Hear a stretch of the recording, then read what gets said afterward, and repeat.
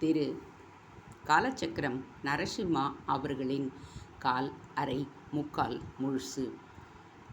சஞ்சு ஆதர்ஷ் அலறலை கேட்டு அட்டெண்டர் பஞ்சு ஓடி வந்தான். 10 நாள் லீவுக்கு பிறகு அன்றுதான் ஆஃபீஸுக்கு வந்திருந்தான் அட்டெண்டர் பஞ்சு. சார் கூப்பிட்டீங்களா? பதற்றத்துடன் வர அவனை கோபத்துடன் பார்த்தான் ஆதர்ஷ். உன்னை யாரையா கூப்பிட்டது? அதோ போகிறாளே அந்த அடங்காப்பிடாரி சஞ்சு, அவளை கூப்பிடியா? சார், அடங்காப்பிடாரி சஞ்சுன்னு கூப்பிடணுமா இல்லை வெறும் சஞ்சுன்னு கூப்பிடணுமா? பஞ்சு பவ்யத்துடன் கேட்க அதற்குள் சஞ்சனாவை உள்ளே எட்டி பார்த்தாள். You call me mister Adarsh Vidyalaya? Sorry mister Adarsh என்றவுடன் அவளை ஆத்திரத்துடன் முறைத்தான். என்ன நக்கலா? What you mean by this? Adarsh கையில் ஊசலாடிய துண்டுச்சீட்டை பார்த்தாள் சஞ்சனா. அதை பேப்பர்னு சொல்லுவாங்க இங்கிலீஷில், தமிழில் காகிதம்னு சொல்லுவாங்க. அதை கண்டுபிடிச்சது சீனாக்காரங்க. இப்போ நம்ம ஆஃபீஸில் அதை ஒழிச்சு கட்டிட்டு பேப்பர்லெஸ்ஸாக மாற்றிக்கிட்டே வர்றோம். சீனியரிடம் மரியாதை இல்லாமல் எவ்வளவு துணிச்சலாக இருந்தால் இப்படி நக்கலாக பேசுவ? What you think of me? கர்ஜித்தான் ஆதர்ஷ். நான் வேறு என்னத்தை சொல்ல முடியும்? மொட்டையாக ஒரு பேப்பர் துண்டை கையில் வச்சுக்கிட்டு இதுக்கு என்ன அர்த்தம்னு கேட்டால் நான் என்ன பதில் சொல்கிறது? இந்த பேப்பரில் 2வது விக்கெட் காலின்னு போட்டிருக்கு. அதை அனுப்பி பெயர் வெள்ளை தேவதைகள். இது அந்த கங்கனாவும் நீயும் செஞ்ச வேலை தானே? ஆதர்ஷ் கண்களில் கனல் தெரித்தது. What nonsense! எங்களுக்கும் இதற்கும் தொடர்பே கிடையாது. நாங்கள் துண்டு காகிதம் எல்லாம் அனுப்புகிற சீப் வெரைட்டி இல்லை. எதுவானாலும் நேரடி அட்டாக் தான். சஞ்சனா பதிலுக்கு உரிமினாள். இதோ பாரு, எனக்கு கோபம் கட்டுக்கடங்காமல் போச்சுன்னா பொம்பளைங்கன்னு கூட பார்க்க மாட்டேன். நம்ம தலைவி கங்கனாக்கிட்ட சொல்லி வை, இன்னொரு தடவை இந்த மாதிரி துண்டு சீட்டு அனுப்புனீங்கன்னா உங்களை நாராக கிழிச்சிடுவேன். Get lost! ஆதர்ஷ் அலற சஞ்சு அலட்சியமாக தோள்களை குலுக்கிவிட்டு தன் வழியே நடந்தாள். பாழாய்ப்போன பெண்கள் பொதுவாக நுண்ணித்துவிட்டு ஸ்லீப்பில் வைத்திருந்த தனது சிஸ்டமை மீண்டும் இயக்கத் தொடங்கினான் ஆதர்ஷ். அன்று மாலை அனைவருக்கும் முன்பு ஆஃபீஸில் இருந்து வந்துவிட்டான் ரேயோன். நண்பர்கள் இன்னும் அலுவலகத்தில் இருந்து வந்திருக்கவில்லை. சிறிது நேரம் வாக் அவுட் செய்யலாம் என்று ரேயான் மொட்டை மாடிக்கு போக அங்கே கங்கனா வீட்டுக்கு வந்திருந்த ஃபானி யோகா செய்து கொண்டிருந்தாள். ஜாகிரதை பெண் என்கின்ற மாய பிசாசு முதலில் கையை ஆட்டும், பிறகு கண்ணை சுமட்டும், பிறகு கட்டை விரலை ஆடியில் வைத்து ஒரே நசுக்கு. ஆதர்ஷ் சொல்லிக் கொடுத்திருந்த பாடத்தை ஒரு முறை நினைவு கூர்ந்தாலும் ஃபானியின் கவர்ச்சி அவனை சுண்டித்தான் இழுத்தது. உடனே அவனுக்கு ஆலப்புழா ஓமனாவின் நினைவு வந்தது. அவனுடைய காதலியாக அவன் பின்னாடியே பைக்கில் வலம் வந்தவள்தான் ஓமனா.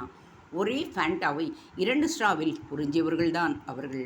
அவன் தனது அடர்த்தியான முடியை சிலிப்பும் போதெல்லாம் உடனே தன் கை விரல்களால் அதை அலைந்து கோதி விடுவாள்.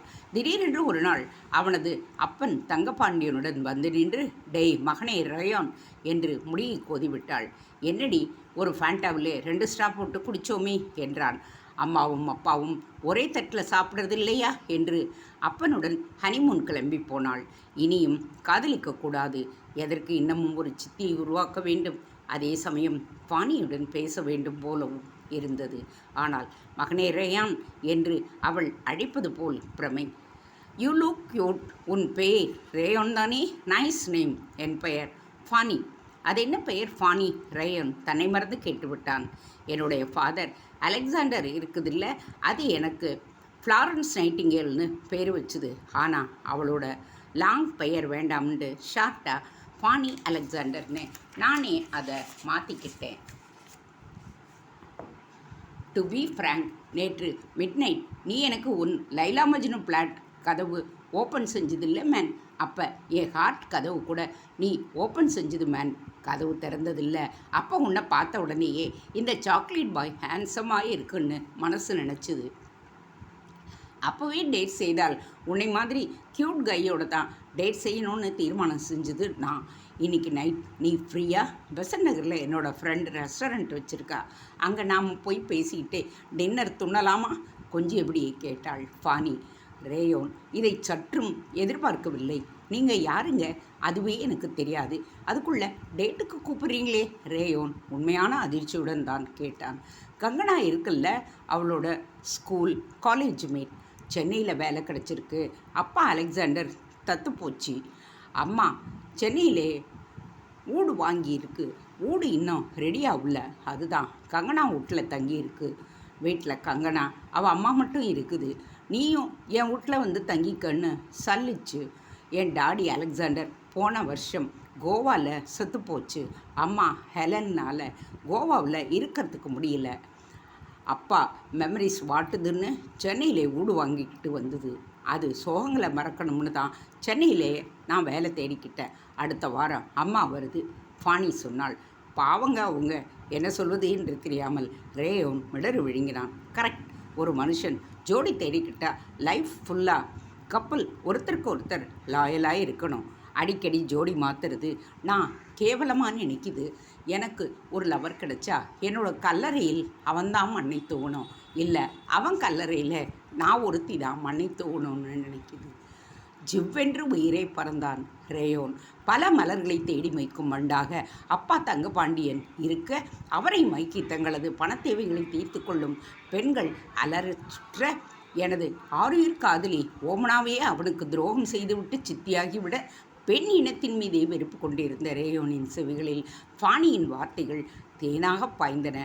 இந்த மாதிரி பெண்தான் அவனுக்கு தேவை. Variety is the spice of life என்று தம்பதிகள் ஜோடி மாற்றிக் கொள்வதை ஒரு பார்ட்டியாகவே நடத்தும் கிளப்புகளில் அவன் கீபோர்டு வாசித்திருக்கின்றான். அதையெல்லாம் பார்க்கும் பொழுது கூடி குறுகியும் போயிருக்கின்றான். மேற்கத்திய கலாச்சாரத்தில் அவன் வளர்ந்தான் என்றாலும் அதற்கு ஒரு எல்லைக்கோடு உள்ளது என்று நினைப்பவன். ஒருவேளை அவனது தந்தையின் நடத்தையால் மனமுடைந்து அவனது அம்மா ரெபெக்கா தற்கொலை செய்து கொள்ளாமல் இருந்திருந்தால் இன்னும் இவனும் அப்பாவை போல் மாறியிருப்பானோ என்னவோ. நிச்சயம் நாம் டின்னருக்கு போகலாம் பாணி, உற்சாகத்துடன் ரேயோன் சொல்ல, அதே சமயம் ட்ரினிட்டி இந்தியா டிவி பார்க்கிங் ஏரியாவில் ஆதர்ஷின் கார் வைப்பர்களின் இடையே ஒரு துண்டு காகிதத்தை சொருகிவிட்டு சென்றது அந்த உருவம். ஆனா பெண்ணா என்று ஊகிக்க முடியாதபடி கருப்பு பேண்ட், கருப்பு குர்தா, கருப்பு ஷூஸ், கண்களில் கருப்பு கண்ணாடி, கைகளில் கருப்பு கிளவுஸ், கருப்பு நிற கோவிட் மாஸ்க், தலையில் கருப்பு கேப் என்று எல்லாமே கருப்பு. முகம் மட்டுமே வெண்மையாக தெரிந்தது. 3வது விக்கெட் காலி. இனி நீ மட்டும்தான் பாக்கி.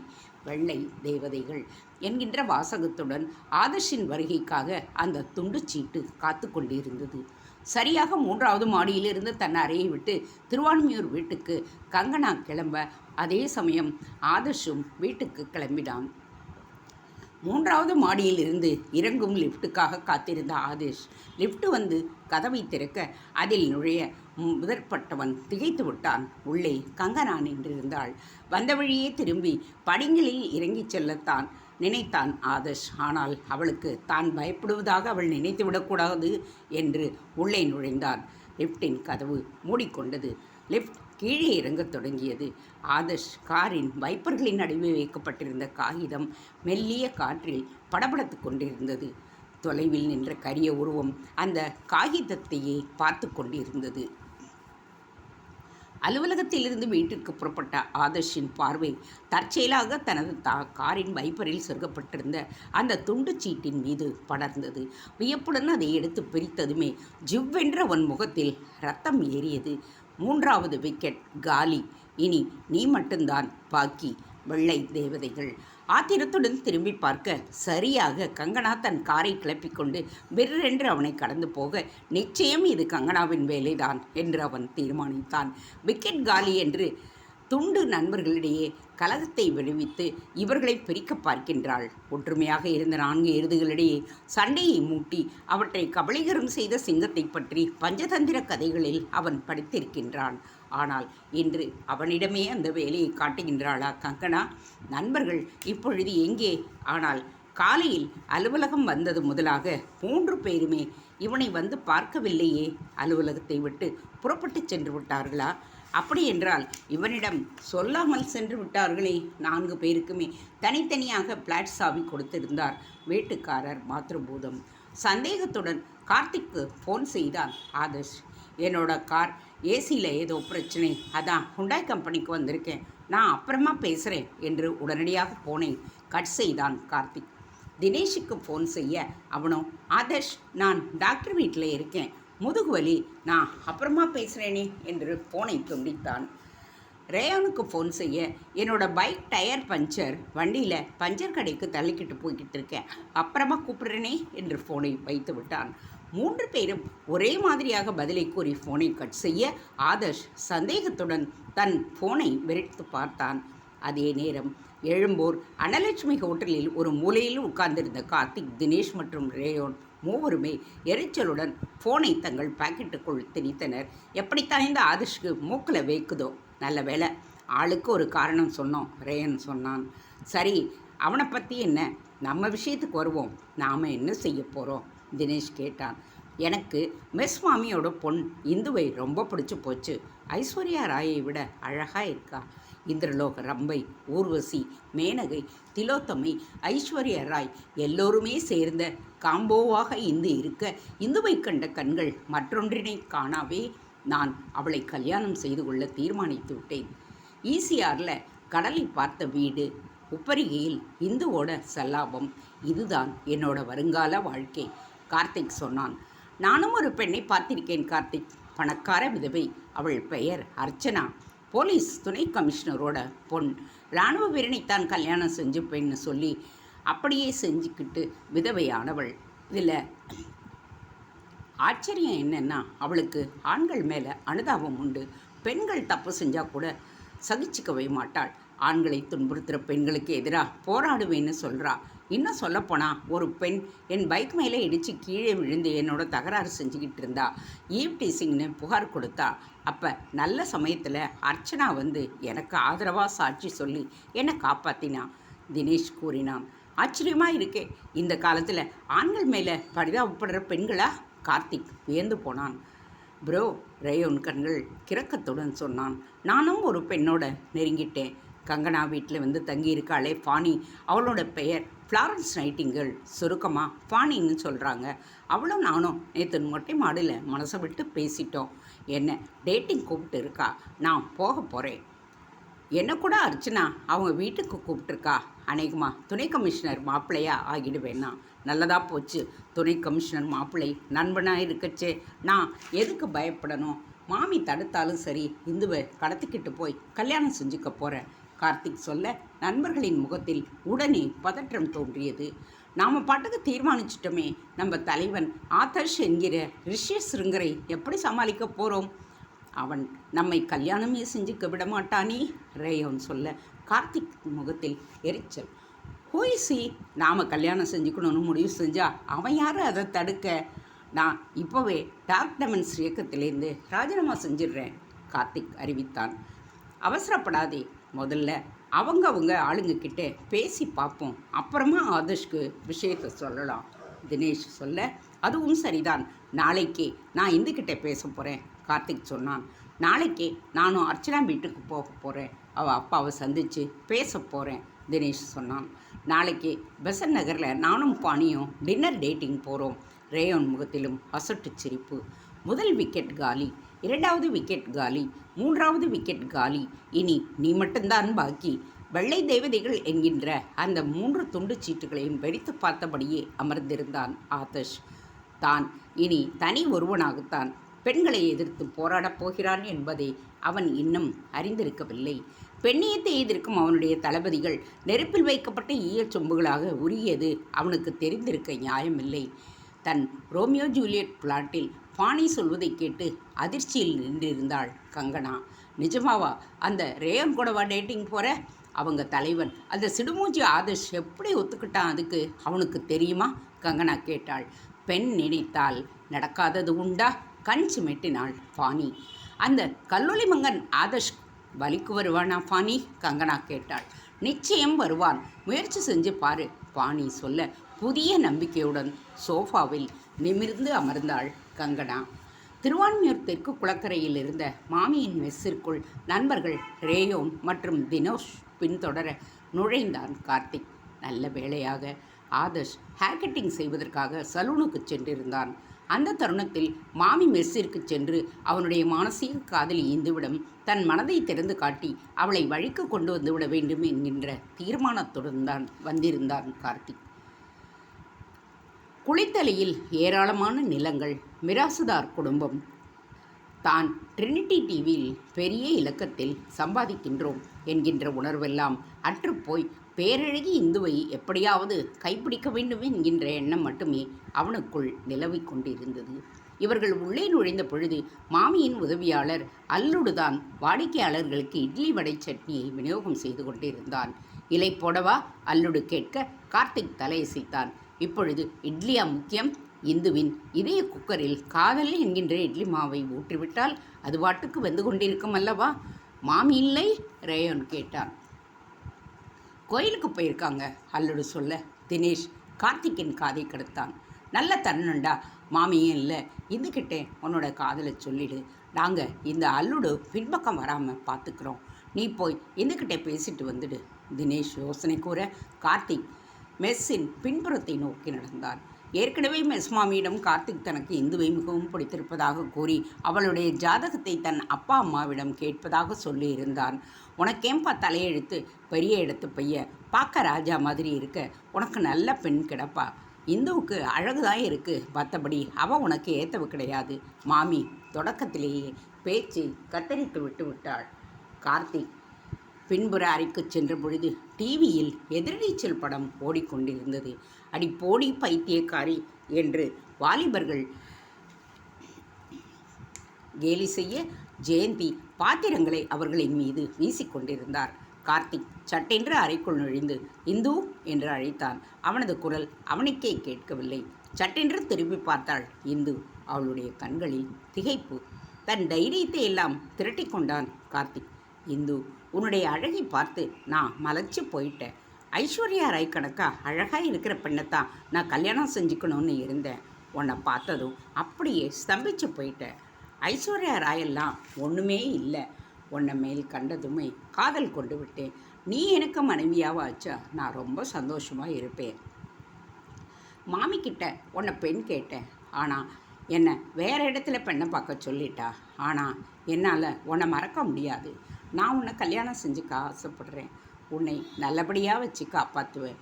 உன்னோட விருப்பத்தை மட்டும் நீ சொன்னால் போரும் என்று அவளை அவளுடன் பார்த்தான் கார்த்திக்.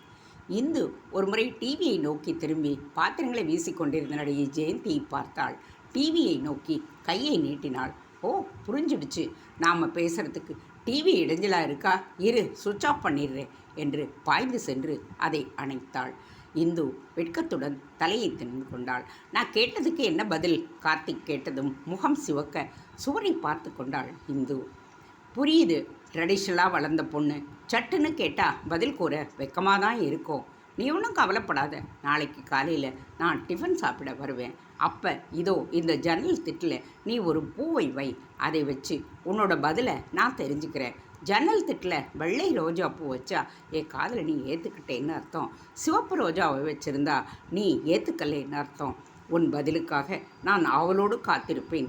நாளைக்கு ஜன்னல் திட்டில் வெள்ளை ரோஜா இருந்தால் நான் உடனே கல்யாணத்துக்கு ஏற்பாடு செய்கிறேன். சிவப்பு ரோஜா இருந்தால் இனிமேல் இந்த பாவி மெஸ்ஸுக்கு வரவே மாட்டேன். புரிஞ்சுதா?